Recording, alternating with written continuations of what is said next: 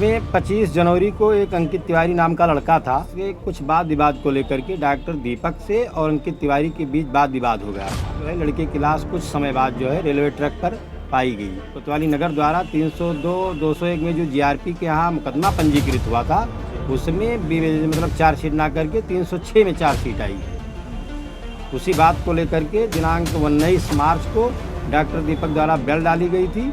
22 को FTC first महोदय के यहाँ ट्रांसफ़र गई थी। 27 को बहस हुई है। 27 मार्च को कल बहस हुई थी, जिसमें हम बादी मुकदमा की तरफ से बहस किए थे भैया, और आज जजमेंट आया, उसमें डॉक्टर दीपक की बेल खारिज हुई है। इसमें 25 जनवरी को एक अंकित तिवारी नाम का लड़का था जी। उससे वो डॉक्टर दीपक सिंह के यहाँ बीएससी नर्सिंग करके जो है नर्सिंग सहायक के पद पर तैनात था, तो वहाँ वो काम करता था। जिसके कुछ वाद विवाद को लेकर के डॉक्टर दीपक से और अंकित तिवारी के बीच वाद विवाद हो गया था। तो जो वाद विवाद हो गया था वो सारी बातें उन्होंने अपने पिताजी से बताई थी। उसके बाद कुछ जब वो पिताजी से बताए तो पिताजी उनके जब अस्पताल आए तो डॉक्टर दीपक द्वारा उल्टी सीधी बातें बताई गई कि कहीं यहाँ है कहीं वहाँ है, पूरी सही लोकेशन लड़के की नहीं बताई गई। उसके बाद जो है लड़के की लाश कुछ समय बाद जो है रेलवे ट्रैक पर पाई गई। उसके बाद एफआईआर दर्ज हुआ जीआरपी गोंडा में। फिर अपना विवेचना जो है चल रही थी।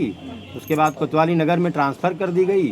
फिर कोतवाली नगर द्वारा 302-201 में जो जीआरपी के यहाँ मुकदमा पंजीकृत हुआ था, उसमें मतलब चार्जशीट ना करके 306 में चार्जशीट आई है।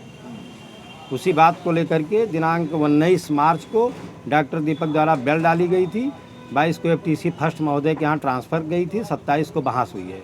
27 मार्च को कल बहस हुई थी, जिसमें हम बादी मुकदमा की तरफ से बहस किए थे भैया। उधर से मुलजिम साइड से उपेंद्र मिश्रा जी थे, और आज जजमेंट आया, उसमें डॉक्टर दीपक की बेल खारिज हुई है। क्या कुछ तथ्य आपने रखे जिससे उनकी बेल खारिज हुई है? जी, उसमें कई तथ्य ऐसे थे, जैसे हमने एक मजबूती से तथ्य रखा कि अगर जीआरपी द्वारा यानी ट्रेन के से दुर्घटना हुई होती उनकी, अगर ट्रेन से अंकित तिवारी की दुर्घटना हुई होती तो जीआरपी रेलवे द्वारा उसकी विवेचना की जाती। तो वो विवेचना वहाँ एसपी आए थे, एसपी महोदय जो जीआरपी के हैं वो आए थे। तो उन्होंने अपने जांच में पाया कि मेरे ट्रेन के यहाँ से मेरे ट्रेन द्वारा कोई दुर्घटना कारित नहीं हुई है, इसलिए जो है विवेचना ट्रांसफ़र इनके यहाँ कर दी गई। फिर इन्होंने 306 में जो है चार्जशीटेड किया है। उस पर हमने मजबूती से अपना तथ्य रखा उसमें कि जब कोई ट्रेन से दुर्घटना होती है तो उसमें ग्रीस ऑयल पाया जाता है शरीर में, जी बॉडी में ग्रीस ऑयल पाया जाता है। तो जो पीएम रिपोर्ट आई है उसमें 14वीं जो चोट आई है उसमें ग्रीस ऑयल का कहीं कोई जिक्र नहीं हुआ है, इसलिए सिद्ध हुआ कि ट्रेन से कोई दुर्घटना नहीं हुई है।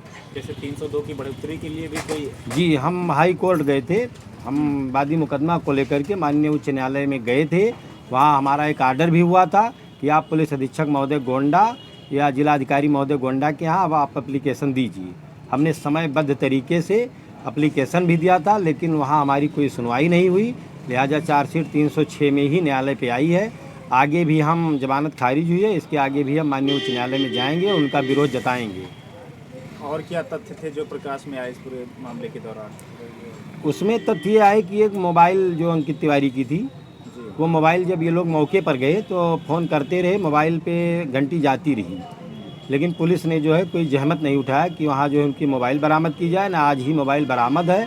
और सीडीआर जो आया है, चार्जशीट में सीडीआर जो आई है, उसमें जब सीडीआर में हम लोग नंबर ट्रेस करते हैं तो कहीं अलग का नंबर बताता है, बहुत अलग का नंबर बताता है, उससे इनका कोई लेना देना नहीं है। जी।